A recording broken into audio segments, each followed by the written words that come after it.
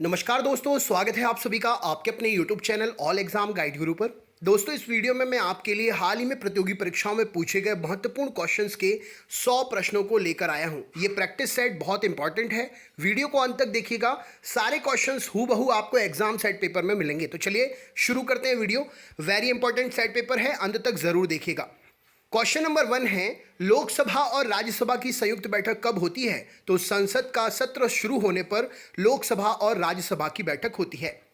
संसद का कोई सदस्य अपने अध्यक्ष की पूर्वानुमति के लिए बिना कितने दिनों तक सदन में अनुपस्थित रहे तो उसका स्थान रिक्त घोषित कर दिया जाता है? तो संसद का कोई भी सदस्य अपने अध्यक्ष की पूर्वानुमति लिए बिना 60 दिन तक अगर सदन में अनुपस्थित रहे तो उसका स्थान रिक्त घोषित कर दिया जाता है।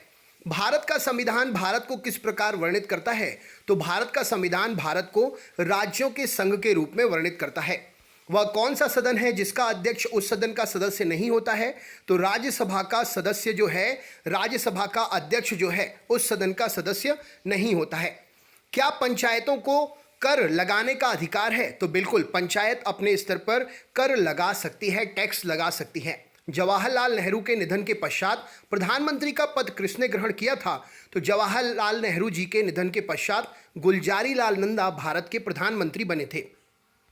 राजस्थान में पंचायती राज व्यवस्था किस शहर से, किस जिले से हुई थी? तो राजस्थान में पंचायती राज व्यवस्था की शुरुआत नागौर जिले से हुई थी।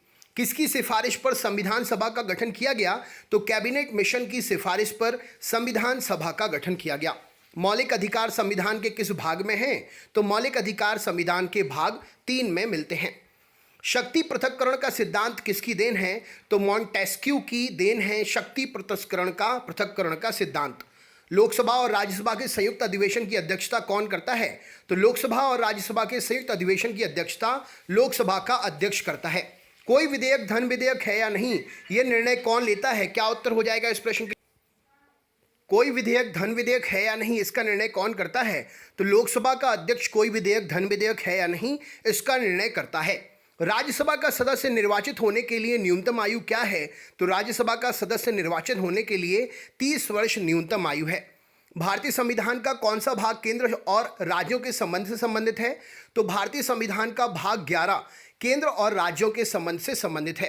राजनीति शास्त्र की परिभाषा किस विद्वान ने राज्य के विज्ञान के रूप में की है? तो गार्नर नाम के विज्ञान ने राजनीति शास्त्र की परिभाषा राज्य के विज्ञान के रूप में की है। संविधान के किस अनुच्छेद के अनुसार राष्ट्रपति किसी विधि के प्रश्न पर सर्वोच्च न्यायालय की राय ले सकता है? तो अनुच्छेद 143 के तहत राष्ट्रपति किसी विधि के प्रश्न पर सर्वोच्च न्यायालय की राय ले सकता है। भारतीय संविधान का कौन सा भाग पंचायतों की संरचना और शक्तियों से संबंधित है? तो भारतीय संविधान का भाग 9 पंचायतों की संरचना और शक्तियों से संबंधित है। संविधान के किस अनुच्छेद के अंतर्गत अंतर्राज्यीय परिषद का गठन का प्रावधान है? तो संविधान के अनुच्छेद 263 के तहत अंतर्राज्यीय परिषद के गठन का प्रावधान है। किस विद्वान ने भारतीय संघ को परम संघ कहा है? तो C.H. एलेक्जेंड्रोविच ने भारतीय संघ को परम संघ कहा है। संविधान के किस अनुच्छेद में तदर्थ न्यायाधीशों की नियुक्ति का उल्लेख किया गया है? तो संविधान के अनुच्छेद 127 में तदर्थ न्यायाधीशों की नियुक्ति का उल्लेख मिलता है। भारतीय संविधान की किस अनुसूची में नगर पालिकाओं के अधिकारों का उल्लेख किया गया है? तो भारतीय संविधान की 11वीं अनुसूची में नगर पालिकाओं के अधिकारों का उल्लेख मिलता है। संविधान के किस अनुच्छेद के अनुसार वित्त आयोग का गठन किया जाता है? तो संविधान के अनुच्छेद 280 के अनुसार वित्त आयोग का गठन किया जाता है। संविधान के किस अनुच्छेद के अंतर्गत राज्यपाल एक विधेयक को राष्ट्रपति की स्वीकृति के लिए सुरक्षित रख सकता है? तो संविधान के अनुच्छेद 200 के तहत राज्यपाल एक विधेयक को राष्ट्रपति की स्वीकृति के लिए सुरक्षित रख सकता है। मनु के अनुसार राज्य के कितने अंग होते हैं? तो मनु के अनुसार राज्य के 7 अंग होते हैं। राजा, अमात्य, क्षेत्र, दुर्ग, कोष, सेना और मित्र। उदारवाद का अग्रदूत किसे कहा जाता है? तो लॉक को उदारवाद का अग्रदूत कहा जाता है। पब्लिक ओपिनियन पुस्तक के लेखक कौन है? तो पब्लिक ओपिनियन पुस्तक लिपमैन ने लिखी है। स्त्रीशिप प्रन्यास के सिद्धांत का प्रतिपादन किसने किया?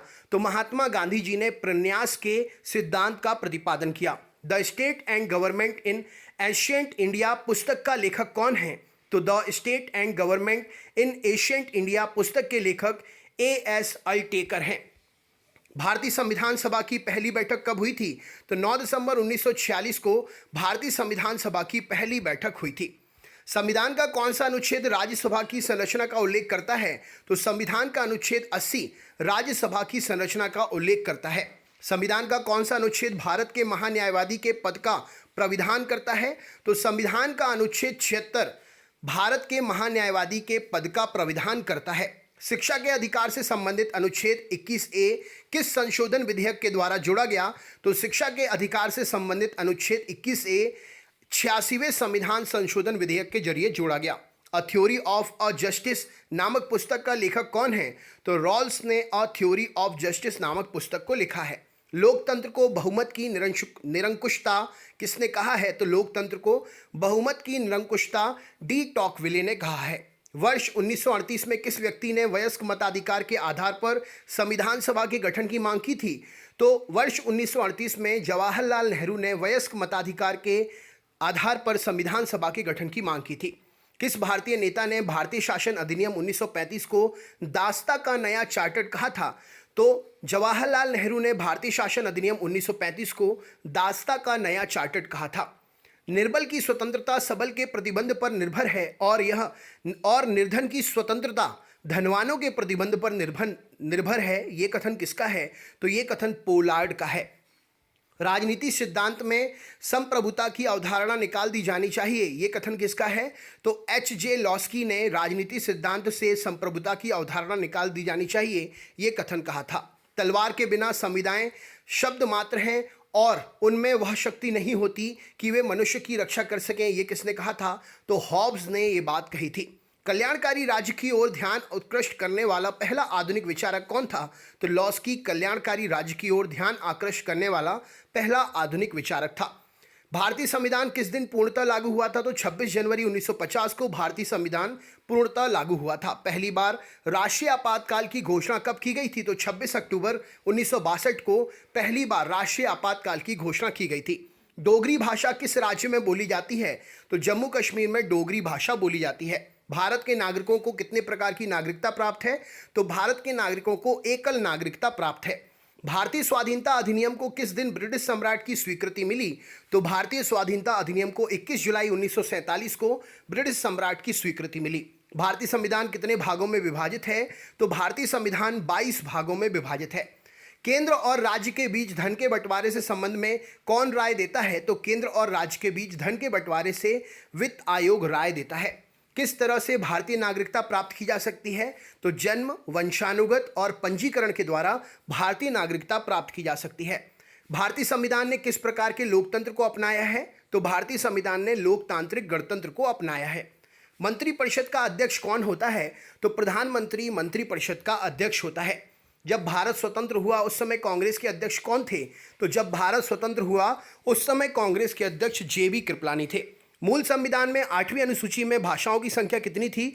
तो मूल संविधान में 8वीं अनुसूची में भाषाओं की संख्या 14 थी। 42वें संविधान संशोधन अधिनियम द्वारा प्रस्तावना में किन शब्दों को जोड़ा गया? तो 42वें संविधान संशोधन अधिनियम के द्वारा समाजवादी, धर्मनिरपेक्ष और अखंडता शब्दों को जोड़ा गया। किस राज्य के विधान परिषद की सदस्य संख्या सबसे अधिक है? तो उत्तर प्रदेश राज्य के विधान परिषद की सदस्य संख्या सबसे अधिक है। भारत में किस प्रकार की शासन व्यवस्था अपनाई गई है? तो भारत में ब्रिटिश संसदात्मक प्रणाली अपनाई गई है। भारत की संसदीय प्रणाली पर किस देश के संविधान का स्पष्ट प्रभाव है? तो भारत की संसदीय प्रणाली पर ब्रिटेन के संविधान का स्पष्ट प्रभाव है। राज्य के नीति निर्देशक सिद्धांतों की प्रेरणा किस देश के संविधान से मिलती है? तो राज्य के नीति निर्देशक सिद्धांतों की प्रेरणा आयरलैंड के संविधान से मिलती है। भारतीय संविधान की संशोधन प्रक्रिया किस देश के संविधान से प्रभावित है? तो भारतीय संविधान के संशोधन की प्रक्रिया दक्षिण अफ्रीका के संविधान से प्रभावित है। भारतीय संघ में सम्मिलित किया गया 28वां राज्य कौन सा है? तो भारतीय संघ में सम्मिलित किया गया 28वां राज्य झारखंड है। हिमाचल प्रदेश को राज्य का दर्जा कब प्रदान किया गया? तो 1971 में हिमाचल प्रदेश को राज्य का दर्जा प्रदान किया गया। पहला संवैधानिक संशोधन अधिनियम कब बना? तो 1951 में पहला संवैधानिक संशोधन अधिनियम बना। राष्ट्रपति पद के लिए निर्वाचन हेतु उम्मीदवार की अधिकतम आयु कितनी होनी चाहिए? तो राष्ट्रपति पद के निर्वाचन हेतु उम्मीदवार की अधिकतम आयु सीमा कोई भी नहीं होती है। भारत का संविधान कब अंगीकार किया गया? तो 26 नवंबर 1949 को भारत का संविधान अंगीकार किया गया। किस वर्ष गांधी जयंती के दिन में केंद्रीय प्रशासनिक अधिकरण की स्थापना की गई? तो गांधी जयंती के दिन 1985 में केंद्रीय प्रशासनिक अधिकरण की स्थापना हुई। फोर्थ स्टेट किसे कहते हैं? तो मीडिया को फोर्थ स्टेट कहा जाता है। लोकसभा का सचिवालय किसकी देखरेख में काम करता है? तो संसदीय मामलों के मंत्री की देखरेख में लोकसभा का सचिवालय काम करता है। विधान परिषद का सदस्य होने के लिए कम से कम कितनी आयु होनी चाहिए? तो विधानसभा का सदस्य होने के लिए कम से कम 30 वर्ष की आयु होनी चाहिए। राज्यपाल सोने के पिंजरे में निवास करने वाली चिड़िया के बराबर है, ये कथन किसका है? तो राज्यपाल सोने के पिंजरे में निवास करने वाली चिड़िया के बराबर है, सरोजनी नायडू ने ये बात कही है। देश के किस राज्य में सर्वप्रथम गैर कांग्रेसी सरकार बनी? तो 1957 में केरल में पहली बार गैर कांग्रेसी सरकार बनी। किस राज्य की विधानसभा की सदस्य संख्या सर्वाधिक है? तो उत्तर प्रदेश राज्य की विधानसभा की सदस्य संख्या सर्वाधिक है। प्रत्येक राज्य में अनुसूचित जाति और जनजाति की सूची कौन तैयार करता है? तो प्रत्येक राज्य के राज्यपाल के परामर्श से राष्ट्रपति जी अनुसूचित जाति और जनजाति की सूची तैयार करते हैं। भारतीय संविधान में 3 सूचियों की व्यवस्था कहां से ली गई है? तो भारतीय संविधान में 3 सूचियों की व्यवस्था भारत शासन अधिनियम 1935 से ली गई है। किस वर्ष सिक्किम को राज्य का दर्जा दिया गया था? तो 1975 में सिक्किम को राज्य का दर्जा मिला था। जनता पार्टी के शासन के दौरान भारत के राष्ट्रपति कौन थे? तो नीलम संजीव रेड्डी जी जनता पार्टी के शासन के दौरान भारत के राष्ट्रपति थे। कोई विधेयक धन विधेयक है या नहीं, इसका निर्णय कौन करता है? तो लोकसभा का अध्यक्ष कोई विधेयक धन विधेयक है या नहीं, इसका निर्णय करता है। दल बदल से संबंधित किसी प्रश्न या विवाद पर अंतिम निर्णय किसका होता है? तो दल बदल से संबंधित किसी प्रश्न या विवाद पर अंतिम निर्णय जो है सदन के अध्यक्ष का होता है। 1922 में किस व्यक्ति ने मांग की थी कि भारत की जनता स्वयं अपने भविष्य का निर्धारण करेगी?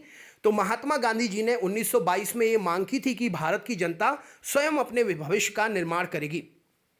संसद पर होने वाले खर्चों का किसका नियंत्रण होता है? तो संसद पर होने वाले खर्चों पर नियंत्रक और महालेखा परीक्षक का नियंत्रण होता है। राज्यसभा की पहली महिला महासचिव कौन है? तो वी.एस. रमा देवी राज्यसभा की पहली महिला महासचिव हैं। संघीय मंत्री परिषद से त्यागपत्र देने वाले प्रथम मंत्री कौन है? तो श्याम प्रसाद मुखर्जी संघीय मंत्री परिषद से त्यागपत्र देने वाले पहले मंत्री हैं। भारत के सम परीक्षा और लेखा प्रणालियों का प्रधान कौन होता है? तो भारत के सम परीक्षा और लेखा प्रणालियों का प्रधान भारत का नियंत्रक और महालेखा परीक्षक होता है। लोकसभा के अध्यक्ष को कौन चुनता है? तो लोकसभा के सदस्य लोकसभा के अध्यक्ष को चुनते हैं। कौन उत्तर प्रदेश की प्रथम महिला मुख्यमंत्री बनी? तो सुचेता कृपलानी उत्तर प्रदेश की प्रथम महिला मुख्यमंत्री बनी। प्रथम लोकसभा चुनाव में उम्मीदवारों की संख्या कितनी थी? तो पहले लोकसभा चुनाव में 1874 उम्मीदवार थे। भारत के पहले उप प्रधानमंत्री कौन रहे हैं? तो सरदार वल्लभ भाई पटेल भारत के पहले उप प्रधानमंत्री रहे हैं। भारत की पहली महिला केंद्रीय मंत्री कौन थी? तो राजकुमारी अमृत कौर भारत की पहली महिला केंद्रीय मंत्री थी। दादर और नगर हवेली किस न्यायालय के क्षेत्राधिकार में आती है? तो दादर और नगर हवेली मुंबई उच्च न्यायालय के क्षेत्राधिकार में आता है। मूल संविधान में कितने मौलिक कर्तव्यों का उल्लेख था? तो मूल संविधान में मौलिक कर्तव्य 0 थे। भारतीय संविधान के किस भाग को उसकी आत्मा कहा जाता है? तो भारतीय संविधान की प्रस्तावना को उसकी आत्मा की संज्ञा दी गई है। केरल का उच्च न्यायालय कहां पर स्थित है? तो केरल का उच्च न्यायालय एर्नाकुलम में स्थित है। भारत के पहले राष्ट्रपति के रूप में डॉक्टर राजेंद्र प्रसाद का चुनाव किसने किया था? तो संविधान सभा ने भारत के पहले राष्ट्रपति के रूप में राजेंद्र प्रसाद का चुनाव किया था। भारतीय संविधान की प्रस्तावना के अनुसार भारत के शासन की सर्वोच्च सत्ता किसमें निहित है? तो भारत के शासन की सर्वोच्च सत्ता जनता में निहित है। भारत के प्रथम मुस्लिम राष्ट्रपति कौन थे? तो जाकिर हुसैन भारत के पहले मुस्लिम राष्ट्रपति थे। प्रधानमंत्री पद से त्यागपत्र देने वाले पहले व्यक्ति कौन हैं? तो मोरारजी देसाई प्रधानमंत्री पद से त्यागपत्र देने वाले पहले व्यक्ति हैं। मोरारजी देसाई का कार्यकाल क्या है? कमेंट बॉक्स में शेयर करिए। भारत के नियंत्रक और महालेखा परीक्षक की नियुक्ति कौन करता है? तो राष्ट्रपति जी भारत के नियंत्रक और महालेखा परीक्षक की नियुक्ति करते हैं। किस व्यक्ति ने 1922 में यह मांग की थी कि भारत के संविधान की रचना हेतु गोलमेज सम्मेलन बुलाना चाहिए? तो मोतीलाल नेहरू ने ये बात कही थी कि भारत के संविधान की रचना हेतु गोलमेज सम्मेलन बुलाना चाहिए। कांग्रेस ने किस वर्ष की किसी प्रकार के बाह्य हस्तक्षेप के बिना भारतीय जनता द्वारा संविधान के निर्माण की मांग को लेकर प्रस्ताव पारित किया था? तो 1936 में कांग्रेस ने बिना किसी बाह्य हस्तक्षेप के भारतीय जनता द्वारा संविधान के निर्माण की मांग को लेकर प्रस्ताव पास किया था। 1938 में किस व्यक्ति ने वयस्क मताधिकार के आधार पर संविधान के गठन की मांग की थी? तो जवाहरलाल नेहरू इस प्रश्न के लिए सही उत्तर हो जाएगा। वर्ष 1942 में किस योजना के तहत यह स्वीकार किया गया था कि भारत में एक निर्वाचित संविधान सभा का गठन होगा जो युद्धोपरांत संविधान का निर्माण करेगी? तो क्रिप्स मिशन योजना के तहत यह स्वीकार किया गया था। राज्यसभा के लिए नामित प्रथम फिल्म अभिनेत्री कौन थी? तो राज्यसभा के लिए नामित प्रथम फिल्म अभिनेत्री नरगिस दत्त थी। नरगिस दत्त के पुत्र का नाम क्या है जो फिल्म अभिनेता है? कमेंट बॉक्स में इनका नाम बताइए। चैनल पर जो भी नया चैनल सब्सक्राइब कर लीजिएगा, बेल आइकन ऑन कर लीजिएगा, वीडियो को लाइक करके अपने दोस्तों को जरूर शेयर करिएगा। और चैनल पर रोज सुबह 7 बजे और रात में 8 बजे क्लास होती है लाइव, आप उसमें भी जुड़ सकते हैं। चलिए दोस्तों, मिलते हैं नेक्स्ट वीडियो में, तब तक के लिए बहुत बहुत धन्यवाद। आपका दिन शुभ हो।